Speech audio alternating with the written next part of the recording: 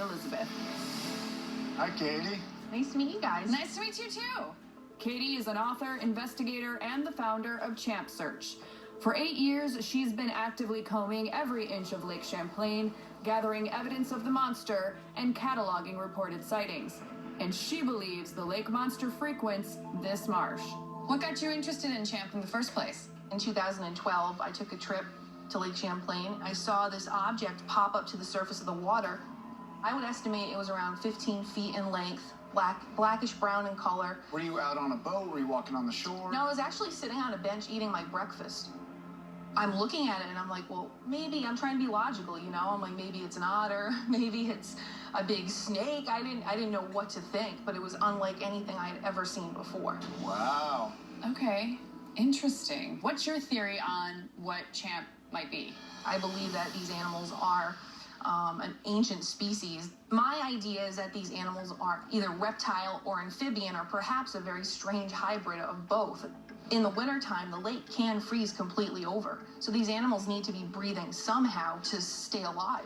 They could be breathing through their skin, or like the common snapping turtle that's here in the Lake Champlain region, they actually breathe through specialized skin cells beneath their tail. Katie's theory is actually based in science. Both reptiles and amphibians can stay underwater for extended amounts of time due to their unique anatomy. Amphibians are able to absorb oxygen through their permeable skin, while reptiles have an extremely efficient lung capacity. If Katie's theory is correct, this could explain how they survive in the lake and why they aren't seen often. But I'm not necessarily buying there's a giant hybrid frog reptile thing the size of a dinosaur. There's been many reports in the marsh systems, particularly at night. So you think there's a possibility that Champ actually comes onto land?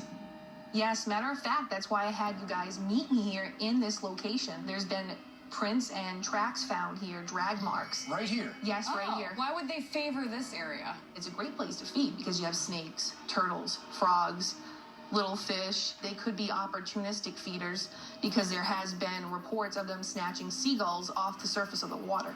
Interesting. Eyewitness statements are one thing, but have you ever managed to actually get some evidence of there potentially being a giant lake monster living here? Yes, I have. These are sonar images that I obtained on August 5th, 2019. My research partners and I were in the boat, and we noticed these strange anomalies on the bottom of the lake. And once I enlarged it, I saw that horse-like head with the horn-like protuberances on top. Katie's sonar captured an image of what could be an unidentified animal underwater, resting on the lake bottom. The shape matches previous eyewitness descriptions of a long-necked creature. Further north, I saw strange anomalies at the surface. Oh my gosh, you're right. There's the animal, and then there is its wake. Yes. I have to admit, that does look similar to what we saw in Kyle's video. There's definitely something in here that people are calling Champ. Absolutely. If Katie's right, Champ comes to this marsh to feed. And for me, the discovery of strange tracks or drag marks coming out of the lake strengthens her theory. This lake monster is a night predator that our best chance of an encounter is right now.